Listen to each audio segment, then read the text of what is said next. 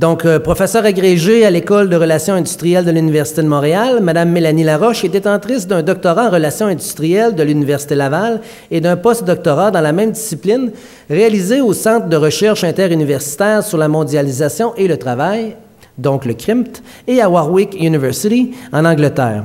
Son enseignement se concentre dans le champ des relations du travail, surtout la négociation collective et les stratégies de relations du travail.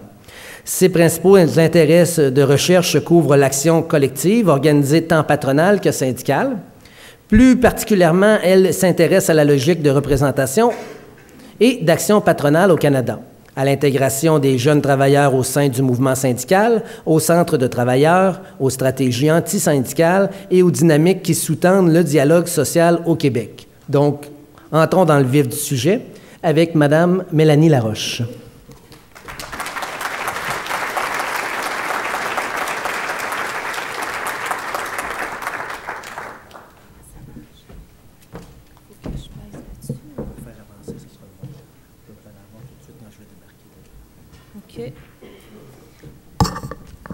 Bien, bonjour tout le monde. Un énorme merci pour cette invitation-là. Je vous le dis tout de suite, je suis stressée parce que ma mère a travaillé 42 ans et plus pour le syndicat de l'enseignement du Lanaudière, à Joliette. Elle a pris sa retraite. Puis c'est la première fois que je viens à la CSQ, donc je suis stressée. Je vais essayer de faire honneur aujourd'hui.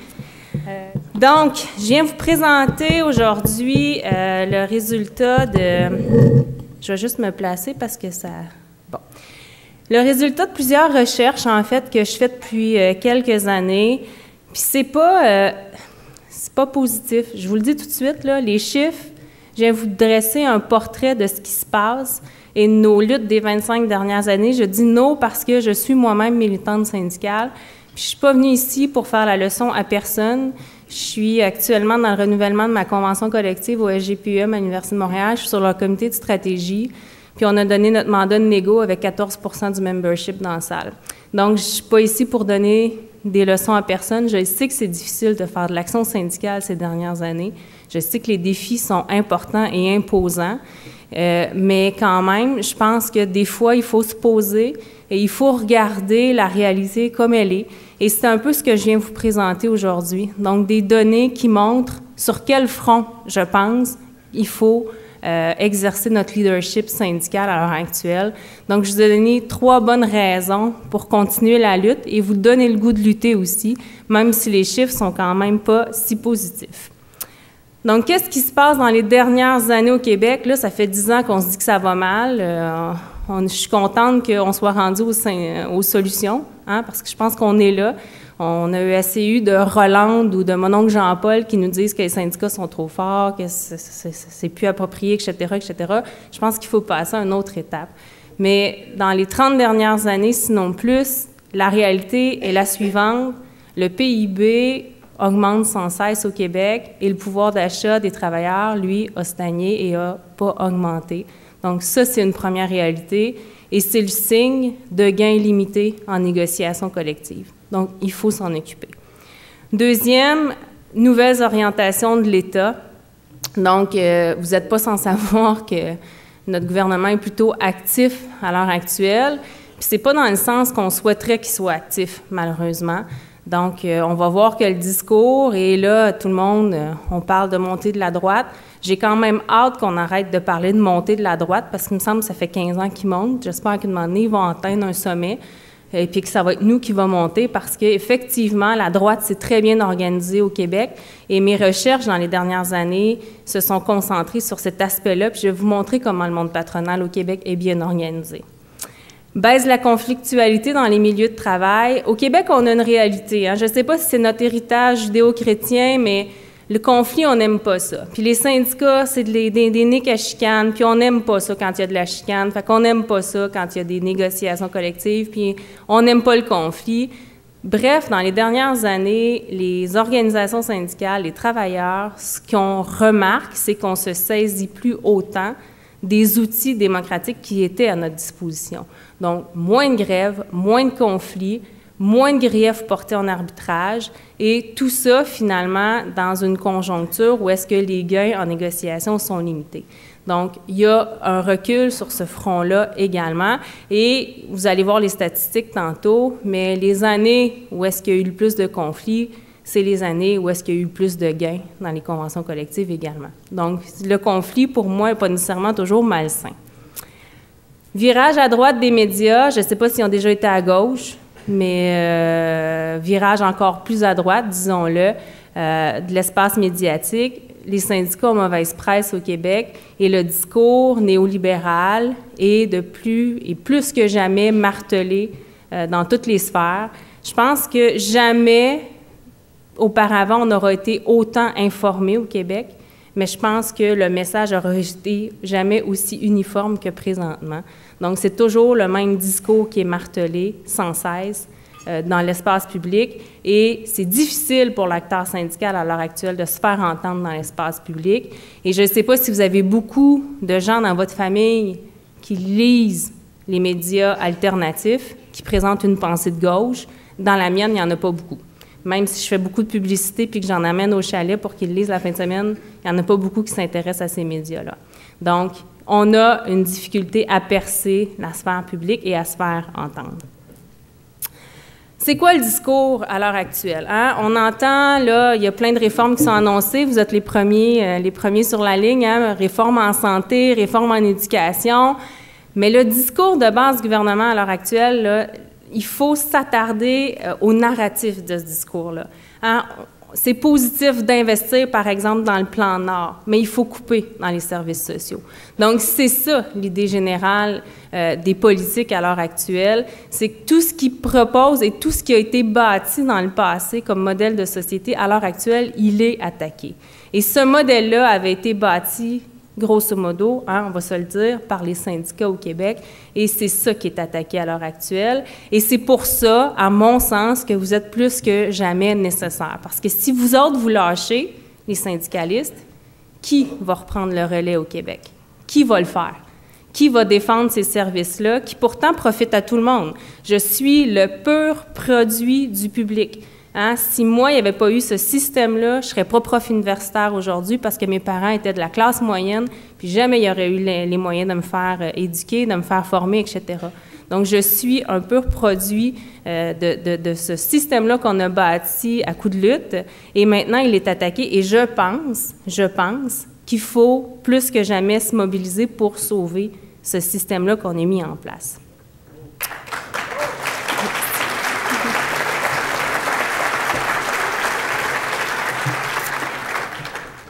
3 bonnes raisons, je pense, pour exercer un leadership. Premièrement, pour favoriser un nouvel équilibre de pouvoir en négociation collective. Je vais vous montrer les chiffres qui montrent l'évolution de la convention collective dans les 25 dernières années.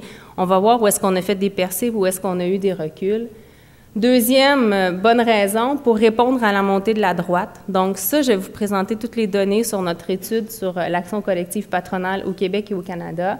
Et évidemment, pour proposer un nouveau modèle de développement économique, hein, parce que quand on nous compare, malheureusement, on nous compare souvent aux États-Unis, puis dernièrement, il y en a qui nous comparent à la Chine comme si c'était un modèle à suivre en termes de liberté humaine, de liberté des travailleurs, etc.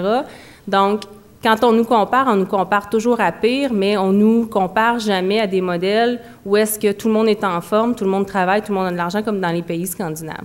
Hein, je suis allée au Danemark donner des conférences, j'avais hâte de m'en retourner parce qu'ils sont parfaits, le monde là-bas. Ils mangent santé, ils courent à 11 heures le soir, tout le monde travaille, ils ont de l'argent, ils ont des beaux carrosses, parce que dans ce temps-là, je m'intéressais aux carrosses, je me dirigeais vers le rôle de nouvelle maman. Donc, tout le monde a un niveau de vie qui était acceptable. Donc, pourquoi on ne se compare pas à ces modèles-là?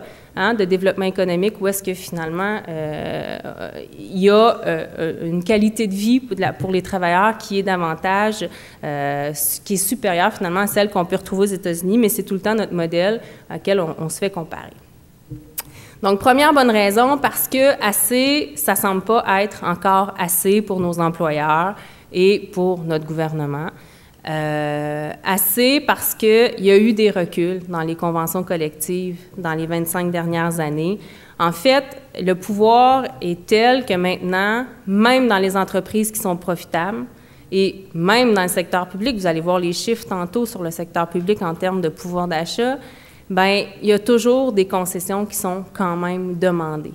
Donc, même quand les entreprises sont profitables, sont rentables, on va favoriser plus de flexibilité, on va vouloir avoir plus de concessions pour aller finalement chercher une marge de manœuvre comme une entreprise pour être plus compétitive, pour être plus concurrente à l'échelle internationale. Donc, c'est la réalité qui marque le monde du travail à l'heure actuelle. Et tout ça s'inscrit dans une conjoncture où est-ce que le conflit est en net recul, les conflits de travail sont en net recul, donc les travailleurs peuvent plus saisir de ces outils démocratiques-là qui se sont servis depuis plusieurs années. Et quand on regarde les statistiques sur le conflit à l'heure actuelle, c'est souvent le lockout qui prend les devants dans les statistiques. Donc, c'est quelque chose qui est préoccupant. Donc, même ces moments-là où est-ce qu'on pouvait finalement revendiquer, améliorer nos conditions de travail, bien, c'est plus des moments où est-ce qu'on peut nécessairement utiliser et se servir d'un levier de pouvoir qui était la grève à l'époque, hein, pour améliorer notre sort. Et tout ça s'inscrit aussi dans une conjoncture où le gouvernement au Québec a pris une direction qui est très claire. Dans les dernières années, on a favorisé les droits individuels plutôt que les droits collectifs. Donc, ce qu'on a fait comme gouvernement, c'est qu'on a amélioré la loi sur les normes du travail, on a voté la loi sur l'équité salariale, on a amélioré la loi sur la santé et sécurité. Donc, on a donné des droits individuels aux travailleurs et tout ça avec un mirage de protection parce que, bon, les gens sentant que des normes du travail sont à un niveau acceptable au Québec peuvent penser, et vous l'avez sûrement déjà entendu, que les syndicats sont plus utiles parce qu'il y a des droits qui nous protègent. Mais il s'agit, une fois dans sa vie, de porter plainte aux normes du travail toute seule comme travailleur pour se rendre compte qu'un syndicat, c'est utile en maudit. Hein? Parce que faire face à toutes ces démarches administratives-là, tout seul comme travailleur, c'est pas évident en soi. Mais pendant que le gouvernement a fait ça, il n'a surtout pas amélioré les droits collectifs. Donc, dans les dernières années, c'était quoi notre réalité? C'était la modification de l'article 45. C'était le déplafonnement de la durée des conventions collectives. Et ça, on vient de sortir une recherche là-dessus avec mon collègue Jalette à l'Université de Montréal.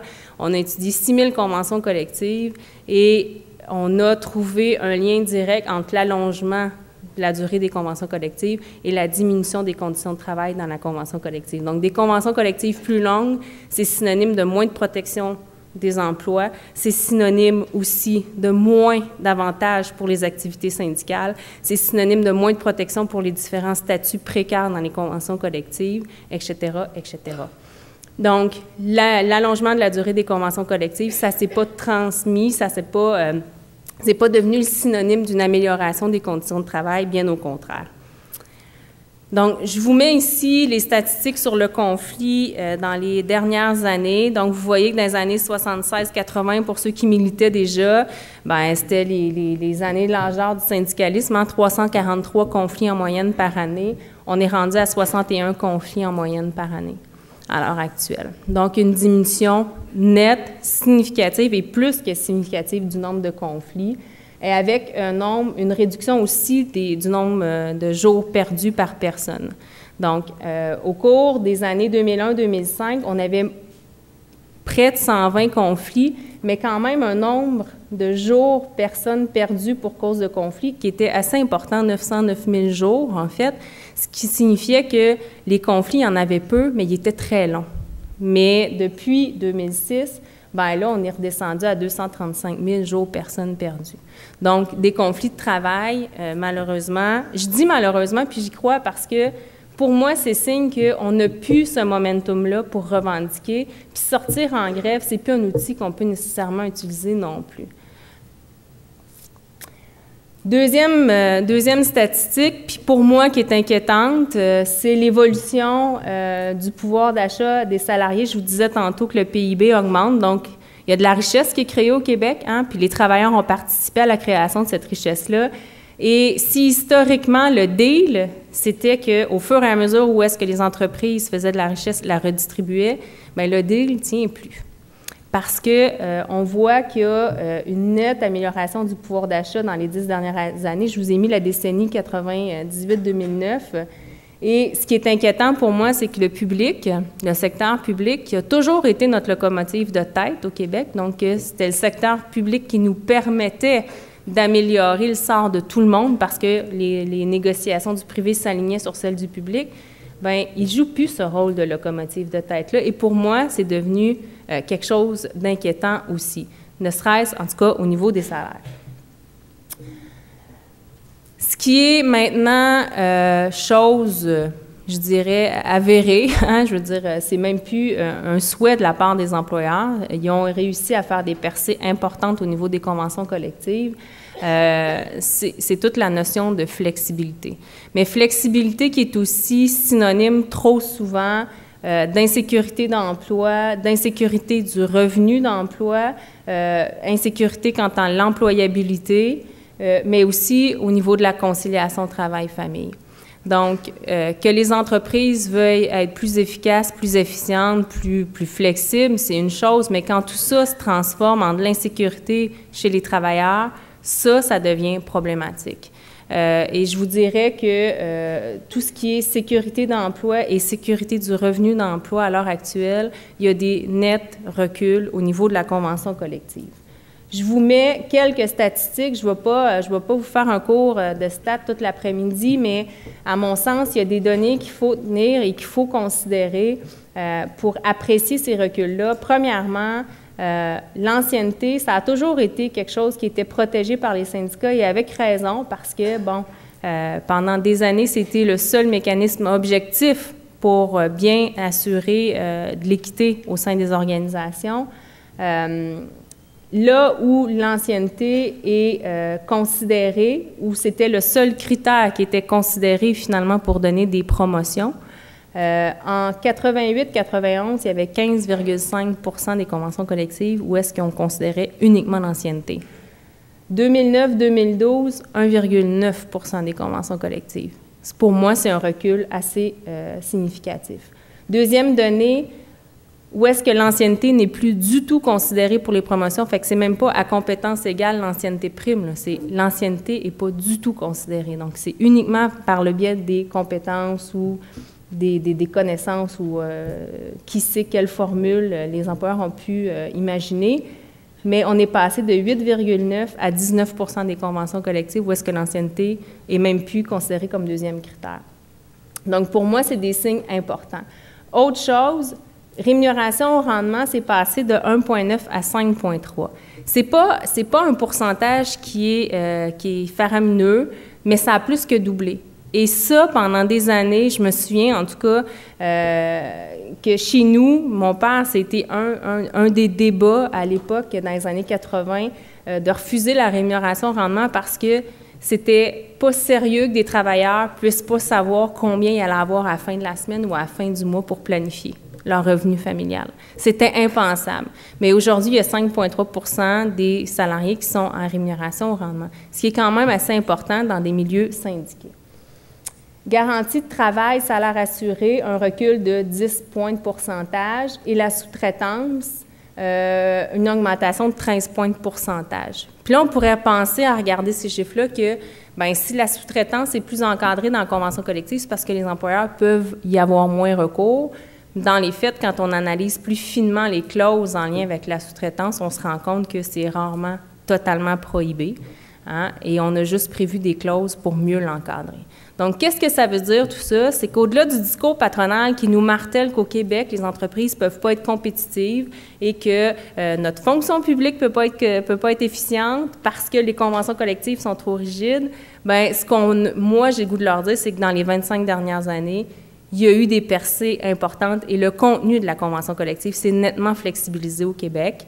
Et ce discours-là, c'est peut-être pour aller chercher encore plus de concessions, mais chose certaine, c'est que des percées et des avancées sur le plan de la flexibilité patronale, c'est fait au Québec du moins. Si on regarde l'équivalent du côté des salariés maintenant, est-ce que nous, on a eu des améliorations dans les conventions collectives? Et est-ce que, par exemple, sur notre flexibilité à nous comme travailleurs, est-ce qu'on a pu aller chercher des gains dans les 25 dernières années? Quand on regarde ces statistiques-là, on pourrait penser que oui, on a fait des gains importants.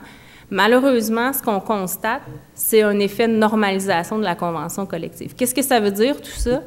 Ça veut dire qu'on a amélioré les lois au Québec. Donc, on a amélioré le congé parental, on a amélioré la loi sur la formation, la loi sur l'équité, etc. Et le contenu de la convention collective a dû s'adapter à ces lois-là. Donc, c'est pour ça qu'on a des dispositions conventionnelles qui vont dans ce sens-là. Mais quand on fait une analyse plus fine, entre autres, et notamment sur les clauses de rémunération pendant le congé de maternité, par exemple, bien, souvent, et trop souvent, la convention collective s'aligne sur ce que donne le RQAP, point final. Donc, on a vu un effet de normalisation, mais on n'a pas une amélioration de la protection conventionnelle des salariés dans les 25 dernières années. Là où on a vu une amélioration nette, c'est au niveau des salariés âgés, des travailleurs âgés et des salariés à temps partiel. Eux, il y a clairement une amélioration dans la convention collective. Pourquoi? Parce que bien, dans plusieurs domaines, on a besoin de cette main-d'œuvre-là, on a besoin de la retenir en emploi, et il a fallu adapter des clauses de convention collective pour se permettre de les garder en emploi.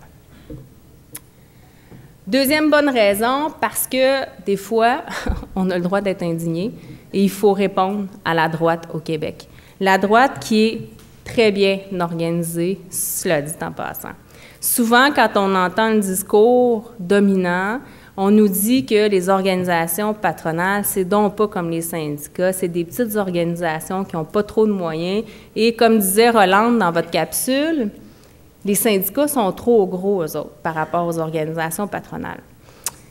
Ça peut être vrai si on regarde les 764 associations patronales individuellement au Québec. Peut-être que c'est des petites organisations sans trop de staff, sans trop de moyens. Mais quand on s'intéresse au monde patronal au Québec, il ne faut pas s'adresser juste au CPQ ou à la Fédération des chambres de commerce. Il faut regarder une toile qui est imposante, une toile qui est très, très bien organisée.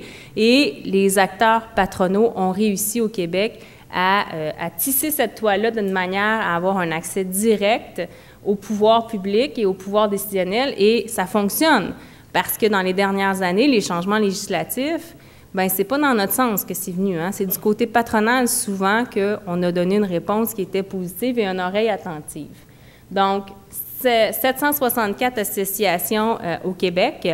Et à ça, il faut rajouter tout le phénomène des lobbies, mais aussi des think tanks. Les think tanks, vous avez sûrement entendu parler de l'Institut économique de Montréal, de l'Institut Fraser, le Conference Board. Ça, c'est des méga-organisations qui sont là et qui sont constituées dans l'unique but de faire passer le point de vue patronal et de le marteler. Et ça fonctionne. Pour vous donner une idée, le Conference Board fonctionne avec un budget de 30 ou 36 millions annuellement. Moi, si vous me donnez ça en recherche, vous allez en avoir beaucoup de recherches syndicales.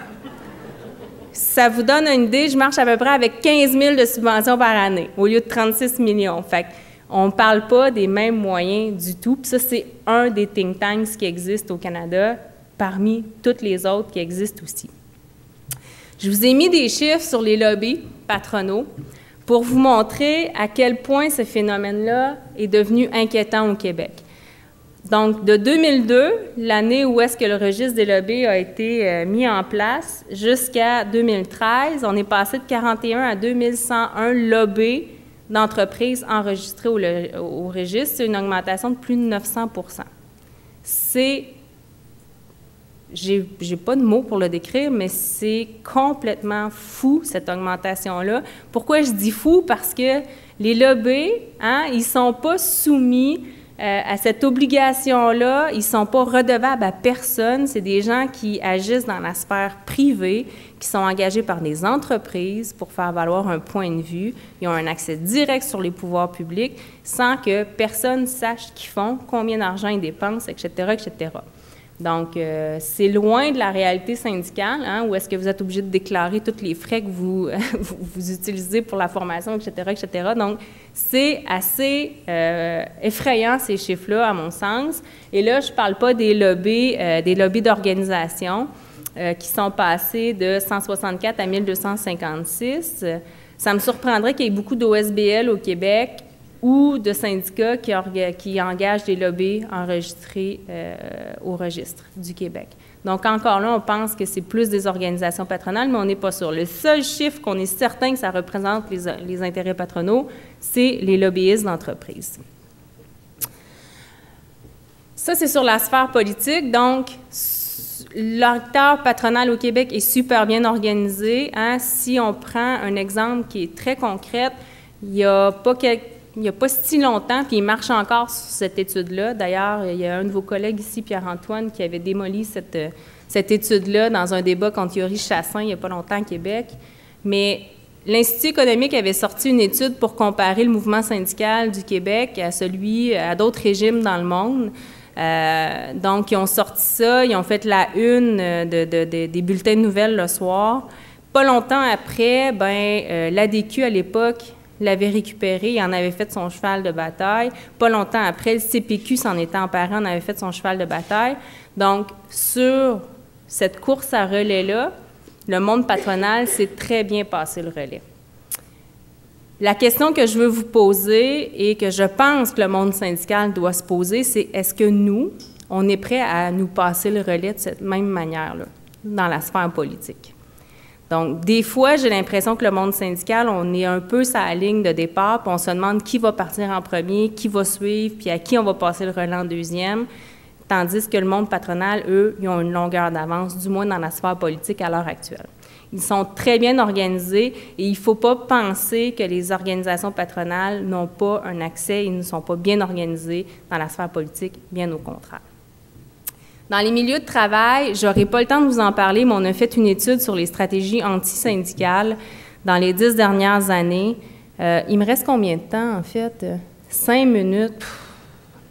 Bon, j'aurai vraiment pas le temps de vous en parler, vous me poserez des questions, mais il y a vraiment un élément inquiétant dans les stratégies antisyndicales parce qu'il y a beaucoup de nos cas, vous le voyez là, services d'enseignement, soins de santé, assistance sociale, services professionnels, scientifiques, techniques, administration publique, des stratégies antisyndicales avec l'employeur qui est censé donner l'exemple au Québec. C'est là où il y a eu le plus de cas de stratégies antisyndicales d'enregistrer dans notre échantillon de 70 plaintes qui ont été entendues à la CRT. C'est inquiétant, donc vous pourrez me poser des questions là-dessus, mais chose certaine, c'est que l'acteur patronal est plus offensif dans la sphère politique, mais l'acteur patronal au Québec est aussi maintenant très offensif dans les milieux de travail et en matière de stratégie de relations de travail. Ils sont bien organisés, donc toutes les union busters de ce monde, c'est plus juste un fait américain.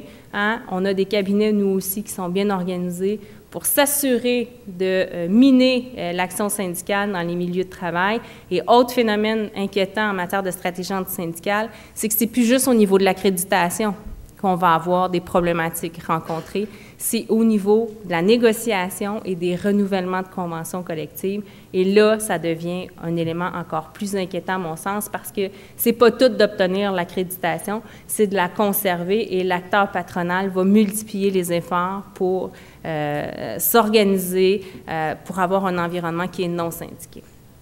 Donc, je vais passer tous les cas inimaginables de tactiques syndicales qu'on a recensées.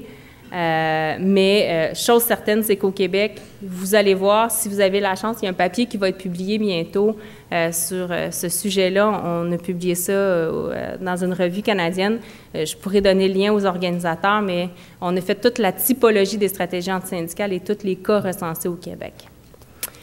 Je vais vous laisser sur la troisième raison, en fait, de mener une action syndicale qui est active à l'heure actuelle et d'exercer son leadership syndical. Puis je veux vous emmener à réfléchir sur le fait que ce qu'on nous présente puis ce qui se passe au Québec à l'heure actuelle, ce n'est pas nécessairement la normalité et il ne faut surtout pas penser que c'est la normalité. Il faut être actif pour proposer un modèle qui est alternatif, proposer des valeurs, puis revenir à des valeurs qui sont différentes. Vous parliez de l'intégration des jeunes dans le mouvement syndical. Je fais de la recherche dans ce milieu. On a interrogé près de 500 jeunes jusqu'à maintenant pour savoir qu'est-ce qui se passait, c'était quoi leur vision du monde syndical, puis qu'est-ce qu'il y avait comme problématique avec l'acteur syndical. Ça non plus, je n'aurai pas le temps de vous en parler, fait que vous pourrez me poser des questions là-dessus aussi. Fait que finalement, je vais être plus longue en période de questions qu'en présentation, mais c'est pas grave. Mais c'est super intéressant de voir que ce modèle alternatif-là, dans le discours des jeunes, c'est très fort. Donc, de revenir à des valeurs sociales, d'éclater les milieux de travail, d'éclater les revendications qui sont très spécifiques au milieu de travail, c'est très présent pour la nouvelle génération de travailleurs et la relève syndicale. Donc, je pense que ce terrain de lutte-là est important. Et en 2006, nos grandes centrales syndicales et les grandes organisations patronales, par ailleurs, avaient signé, à mon sens, une étude qui aurait dû faire beaucoup de millage au Québec, puis qui n'en a pas fait, malheureusement. C'était le fameux rapport Lucier, où est-ce qu'on avait décidé de se doter de 4 ingrédients essentiels au Québec pour permettre d'améliorer la compétitivité des entreprises, mais surtout sans réduire le niveau de vie des travailleurs et plutôt améliorer la qualité de vie des travailleurs du Québec. Et on avait décidé que ces 4 ingrédients-là, c'était d'investir dans la main-d'œuvre, donc oui dans les équipements, mais aussi dans la main-d'œuvre. C'est un peu vicieux aujourd'hui ce qui se passe, mais tout le poids de l'employabilité est sur le dos et les épaules des travailleurs. Vous devez arriver formés, vous devez faire votre propre formation continue et l'entreprise n'investit plus dans cette sphère-là. On est la seule province canadienne qui a une loi sur la formation professionnelle, mais on est celle qui forme le moins. Donc, ça, c'était le premier ingrédient, d'investir beaucoup plus dans la main-d'œuvre et dans les compétences de notre main-d'œuvre, d'impliquer les travailleurs et les syndicats dans les décisions, dans les milieux de travail, d'avoir une répartition transparente et équitable des gains de productivité. Donc, on demande aux travailleurs de s'impliquer plus pour que les entreprises soient efficaces. Bien, il faut répartir davantage la richesse. Et 4, offrir une meilleure protection aux travailleurs. Et une protection en termes de santé-sécurité, bien sûr, mais une protection de l'emploi également. Donc, si on demande aux travailleurs de s'investir plus, mais en quelque part, ça prend une sécurité aussi à ces travailleurs-là. Donc, ça, c'était les 4 grands ingrédients que nos grands penseurs ont mis sur la table. Et je me suis amusée à faire la recension, évidemment, des clauses qui ont été négociées. Ce n'est pas une mesure qui est parfaite parce que ça touche uniquement 40 des travailleurs au Québec, mais c'est quand même un bon indice de ce qui a été négocié puis dans quel sens, finalement, les politiques du travail vont. Donc, en termes de formation, oui, il y a eu une amélioration au Québec. On s'est attardé à la question de la formation professionnelle dans les dernières années. On a créé plus de comités conjoints aussi en matière de formation professionnelle, mais il reste beaucoup de luttes à mener en cette matière-là.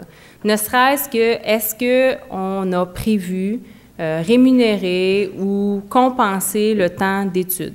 C'est beau de libérer les gens pour aller à l'école, mais quand les gens vont à l'école puis qu'ils ont des études et des travaux à faire, est-ce qu'on a prévu compenser ce temps-là? Est-ce qu'on a prévu de la conciliation travail-famille pour les gens qui doivent retourner se faire former?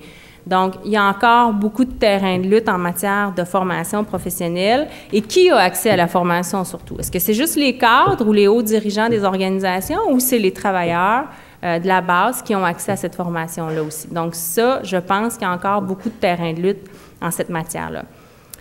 Est-ce qu'on implique plus les travailleurs dans les décisions des entreprises? En fait, là où on remarque la plus grande amélioration dans les conventions collectives, c'est au niveau des comités de relations de travail. Donc, dans les dernières années, c'est ce sur quoi on a misé le plus. Pourquoi? Mais la raison est bien simple, c'est que les conventions collectives, des fois, ont 7, 8, puis 9, puis 10 ans. Donc, on ne peut pas attendre tout ce temps-là pour se parler. Donc, on a créé des structures qui favorisent le dialogue entre les renouvellements des conventions collectives. Donc, c'est devenu finalement un effet de l'allongement des conventions collectives. Comité de formation également, j'en ai parlé, mais aussitôt qu'on entre sur des questions qui sont plus crunchy, qui touchent plus la sphère patronale de décision, mais on voit que les syndicats sont beaucoup moins impliqués dans les décisions. L'augmentation du niveau de vie, du pouvoir d'achat, j'en ai parlé tantôt. Malheureusement, c'est une augmentation qui est modérée. Là où je veux insister, par contre, c'est que c'est juste une ligne sur l'acétate, mais c'est 6 mois de travail que ça m'a pris, parce qu'on a analysé 6 000 conventions collectives pour voir s'il y avait des clauses de transparence économique, parce qu'au Québec, on est en retard sur l'Europe là-dessus. Et mon collègue de Belgique pourra peut-être parler de ces normes sociales-là, mais là-bas, on oblige les entreprises à être transparentes sur le plan économique et à divulguer leur information financière, chose qu'on n'a pas ici. Et la seule façon, finalement, d'avoir une idée des gains réels d'une organisation, c'est de négocier des clauses de transparence et d'information financière dans les conventions collectives. Donc, sur les 6 000 que j'ai étudiées, il y avait uniquement 5,6 % des conventions collectives qui en contenaient une de ces clauses-là, souvent dans les secteurs très problématiques comme la foresterie, par des papiers, où est-ce qu'il y a eu des difficultés importantes, et dans le milieu des CPE, où est-ce que, de toute façon, le syndicat souvent est aussi sur le conseil d'administration. Mais, règle générale, au Québec, ces clauses de transparence économique-là n'ont pas été négociées largement. Et pour moi, c'est un essentiel, parce que la seule façon d'ajuster nos demandes et d'avoir notre dû, c'est de savoir comment l'entreprise fait réellement. Donc, pour moi, ça, c'est un terrain de lutte qui est important, cette question de la transparence économique. Et je vous laisse sur une dernière acétate, une dernière statistique qui concerne la sécurité d'emploi. Ben non, on n'a pas fait de gain en matière de sécurité d'emploi. Donc, la réalité des entreprises et des organisations aujourd'hui, c'est qu'on demande aux gens de travailler plus, travailler mieux, travailler avec moins, mais en plus, on les met à statut précaire pour les remercier. Voilà.